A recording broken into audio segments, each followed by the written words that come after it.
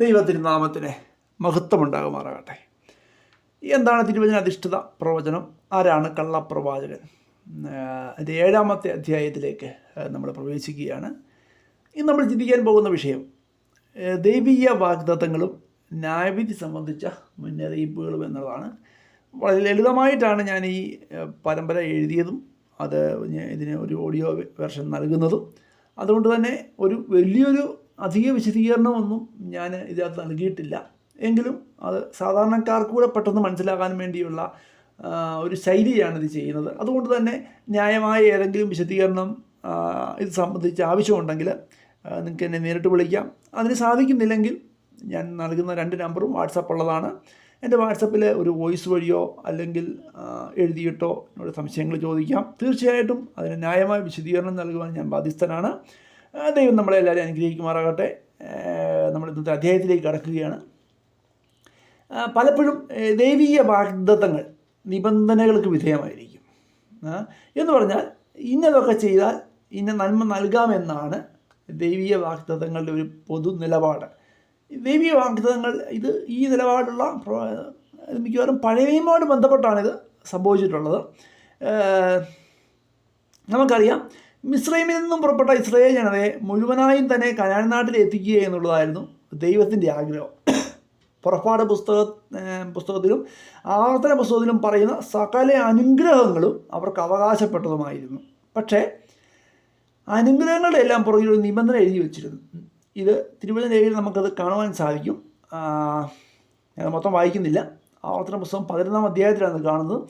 ആവർത്തനം 17-28 ഞാൻ വായിക്കുന്നത്. ഇന്ന് ഞാൻ നിങ്ങളോട് ആജ്ഞാപിക്കുന്ന നിങ്ങളുടെ ദൈവമായ യഹോവയുടെ കൽപ്പനകൾ നിങ്ങൾ അനുസരിക്കുന്നു എങ്കിൽ അനുഗ്രഹവും, നിങ്ങളുടെ ദൈവമായ യഹോവയുടെ കൽപ്പനകൾ അനുസരിക്കാതെ ഇന്ന് ഞാൻ നിങ്ങളോട് കൽപ്പിക്കുന്ന വഴിയെ വിട്ടുമാറി നിങ്ങൾ അറിഞ്ഞിട്ടില്ലാത്ത ദൈവങ്ങളെ ചെന്ന് സേവിക്കുന്നു, അറിഞ്ഞിട്ടില്ലാത്ത അന്യദൈവങ്ങളുടെ പിന്നാലെ ചെല്ലുന്നുവെങ്കിൽ ശാപവും വരും. ഇതിന് ചുരുക്കം ഇതാണ്: നിങ്ങൾ സൈന്യങ്ങളുടെ ദൈവമായ യഹോവയെ സേവിച്ചുകൊണ്ടിരുന്നാൽ നിങ്ങൾക്ക് അനുഗ്രഹം വരും. പക്ഷേ നിങ്ങൾ വഴി വിട്ടുപോയാൽ ശാപവും വരും. അത് പിന്നീട് ആവർത്തന പുസ്തകത്തിലും സംഖ്യാപുസ്തകത്തിലും ഒക്കെ നമുക്കത് വായിച്ചാൽ കൃത്യമായിട്ട് മനസ്സിലാക്കാം. പുറപ്പാട് പുസ്തകത്തിലും ഇതിനെപ്പോൾ ഒരു വിശദീകരണമുണ്ട്. പഴയ നിയമത്തിലെ പ്രത്യക്ഷ അനുഗ്രഹം ഭൗതിക നന്മയായിരുന്നു. പഴയ നിയമത്തിലെ പ്രത്യക്ഷ അനുഗ്രഹമായിരുന്നു ഭൗതിക നന്മ. ന്യായപ്രമാണം അനുസരിക്കുന്നുള്ള പ്രോത്സാഹനങ്ങളായിരുന്നു അത്തരം ഭൗതിക അനുഗ്രഹങ്ങൾ. ന്യായപ്രമാണം അനുസരിക്കുന്നതിന് ജനത്തിന് കൊടുക്കുന്ന പ്രോത്സാഹനങ്ങളായിരുന്നു അത്തരം ഭൗതിക അനുഗ്രഹങ്ങൾ. പക്ഷേ വാഗ്ദത്തം കേട്ട് ഇറങ്ങിയ അനേകർ ഈ നിബന്ധനയുടെ മുമ്പിൽ കാലിടറി വീണു. പുതിയ നിയമത്തിൽ അത് വേദനാജനകമായ രംഗം രേഖപ്പെടുത്തിയിട്ടുണ്ട്. 1 കൊരിന്ത്യർ 10-ാം അധ്യായം അതിൻ്റെ 1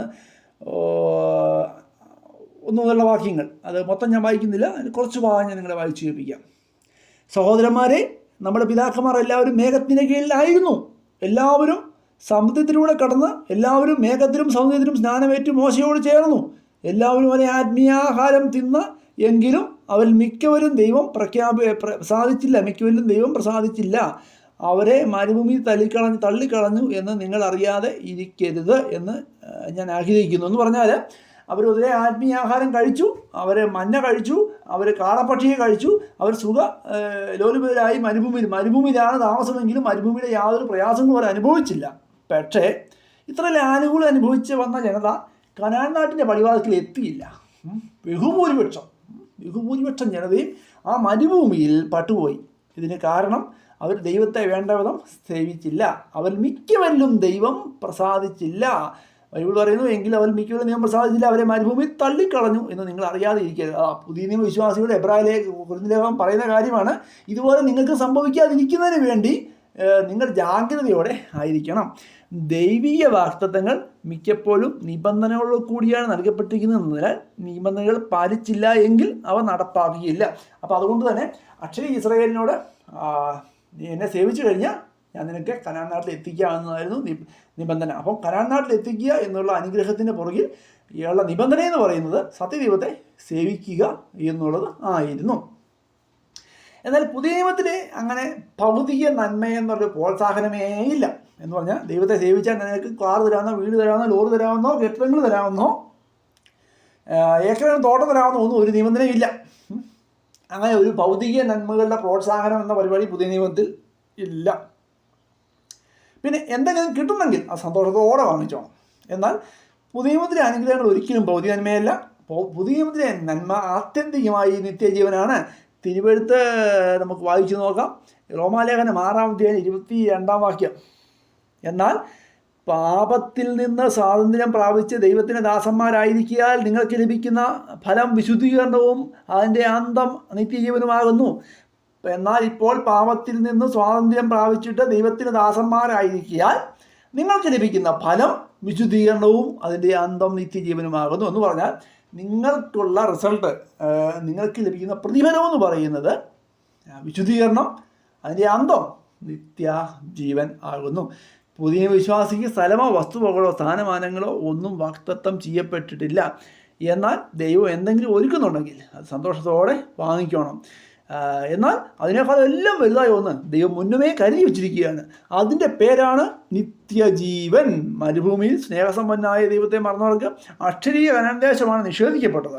പക്ഷേ പുതിയ വിശ്വാസി വിശുദ്ധീകരണത്തിൻ്റെ പാതയിൽ കാലിടറി വീണാൽ അവന് അതിലെല്ലാം വിലയേറിയ നഷ്ടമാകും. പഴയ ഇസ്രായേലിന് കേവലം കുറച്ച് നാളുകളിൽ കൂടി താമസിക്കുവാൻ പറ്റുന്ന അക്ഷരീയ കനാൻ നാട് നിഷേധിക്കപ്പെട്ടെങ്കിൽ പുതിയ വിശ്വാസി വിശ്വാസപാതയിൽ കാലിടറി വീണാൽ നമുക്ക് സകലതും നഷ്ടമാകും, നിത്യജീവൻ നഷ്ടമായി പോകും. ഇതുപോലെ തന്നെയാണ് ന്യായവിധിയുമായി ബന്ധപ്പെട്ട ദൂതുകൾ. അപ്പം പഴയ നിയമത്തിൽ ഞാൻ പറഞ്ഞു, ദൈവിക വാഗ്ദത്തങ്ങൾ അത് നിബന്ധനകൾക്ക് വിധേയമാകിയാൽ ചിലപ്പോൾ നടപ്പിലായില്ല എന്ന് വരും. അതുകൊണ്ട് പ്രവാചകന്മാർക്ക് അത് പറഞ്ഞ് പിടിച്ചു നിൽക്കുവാനും പറ്റത്തില്ല. അതുപോലെ തന്നെയാണ് ഈ ന്യായവിധിയെ സംബന്ധിച്ചുള്ള ദൂതുകളും. നമുക്കറിയാം, നിനവയുമായിട്ട് ബന്ധപ്പെട്ട കാര്യത്തിലൊക്കെ അത് കൃത്യമായിട്ട് എഴുതുന്നുണ്ട്. ഈ നിനവെ പട്ടണത്തോട് പ്രസംഗിക്കാൻ പറഞ്ഞു. പക്ഷേ നോഹയ്ക്ക് അറിയാമായിരുന്നു, യോനയ്ക്ക് അറിയാമായിരുന്നു നിനവക്കാർ മാനസാന്തരപ്പെട്ട് കഴിഞ്ഞാൽ ഈ ന്യായവിധി നടപ്പിലാകുകയില്ല എന്ന്. അതുകൊണ്ടാണ് താൻ ആ വഴിക്കൊന്നും പോകാൻ ആദ്യമൊക്കെ മടി കാണിച്ചത്. യോന അതിൻ്റെ 3 അധ്യായം യോന നഗരത്തിൽ കടന്ന് ആദ്യ ദിവസത്തെ വഴി നടച്ചെന്നു. ഇനി 40 ദിവസം കഴിഞ്ഞാൽ നിനവെ ഉന്മൂലമാക്കുമെന്ന് ഘോഷിച്ചു. അപ്പം നമ്മൾ അതിൻ്റെ കണ്ടന്റിലേക്കാണ് കടക്കുന്നത്. ഏതായാലും ഈ തിമിംഗലത്തിൻ്റെ വായിൽ ചെന്നതും ഒക്കെ നമ്മൾ വായിച്ചിട്ടുണ്ട്. ഏറ്റവും ഒടുവിൽ നിനവ നഗരത്തിൽ യോന ചെല്ലുന്നു. ആ നഗരത്തോട് പ്രസംഗിക്കുന്നു. നിനവ 40 ദിവസം കഴിഞ്ഞാൽ നിനവെ നശിപ്പിക്കുമെന്ന് ദൈവം പറയുന്നു. പക്ഷേ ന്യായവിധിയുടെ ദൂത് കേട്ട നിനവക്കാർ ദൈവത്തോട് നിലവിളിച്ചു. അവർ മാനസാന്തരപ്പെട്ടു. യോന 3:10 അവർ ദുർമാർഗം വിട്ടുതിരിഞ്ഞു എന്ന് ദൈവം അവരുടെ പ്രവർത്തികളാൽ കണ്ടപ്പോൾ അവർക്ക് വരുത്തുമെന്ന് അരുളി ചെയ്ത അനർത്ഥത്തെക്കുറിച്ച് ദൈവം അനുദപിച്ച് അത് വരുത്തിയതുമില്ല. അപ്പം നിനവ നഗരം അപ്പാടെ നെടുമ്പാട് വീണു. ദൈവസന്നിധിയിൽ നെടുമ്പാട് നിലവിളിച്ചു. നിനവക്കാർ മൊത്തം മാനസാന്തരപ്പെട്ടു. അങ്ങനെ ന്യായവിധിയുടെ ആ ദൂത് നടപ്പിലായില്ല. അപ്പം ദൈവീയ വാഗ്ദത്തങ്ങളും ന്യായവിധിയുടെ ദൂതുകളും നടപ്പിലായില്ല എന്ന് വരും. ഒരു പ്രവചനം നടപ്പിലായോ ഇല്ലയോ എന്നത് നോക്കിയല്ല പ്രവാചകനെ വിലയിരുത്തേണ്ടത്. പ്രവാചകൻ്റെ ഉപദേശങ്ങൾ വിശുദ്ധന്മാർക്ക് ഒരിക്കലായി പരമേൽപ്പിക്കപ്പെട്ട വിശ്വാസ പ്രമാണത്തോട് യോജിക്കുന്നതാണെങ്കിൽ മാത്രമേ അംഗീകരിക്കാവൂ. അപ്പം ഒരു പ്രവാചകൻ പറഞ്ഞ കാര്യം ശരിയാണോ തെറ്റാണോ, നടപ്പിലായില്ലോ എന്നതിനേക്കാൾ ഉപരിയായി അത് ദൈവവചനവുമായി യോജിക്കുന്നുണ്ടോ എന്ന് നോക്കി വേണം നമ്മൾ ആ പ്രവാചകനെ വിലയിരുത്താൻ. ആവർത്തന പുസ്തകം 13-ാം അധ്യായത്തിൽ ഞാൻ നിങ്ങളോട് ആജ്ഞാപിക്കുന്നതൊക്കെയും പ്രമാണിച്ച് നടപ്പീൻ, അതിനോട് കൂട്ടരുത്, അതിലൊന്ന് കുറയ്ക്കുകയുമരുത്. നീ അറിഞ്ഞിട്ടില്ലാത്ത അന്യദൈവങ്ങളെ നാം ചെന്ന് സേവിക്കുക എന്ന് പറഞ്ഞുകൊണ്ട് ഒരടയാളമോ അത്ഭുതമോ മുന്നറിയിക്കുകയും അവൻ പറഞ്ഞ അടയാളമോ അത്ഭുതമോ സംഭവിക്കുകയും ചെയ്താൽ ആ പ്രവാചകൻ്റെയോ സ്വപ്നക്കാരൻ്റെയോ വാക്ക് നീ കേട്ട് അനുസരിക്കരുത്.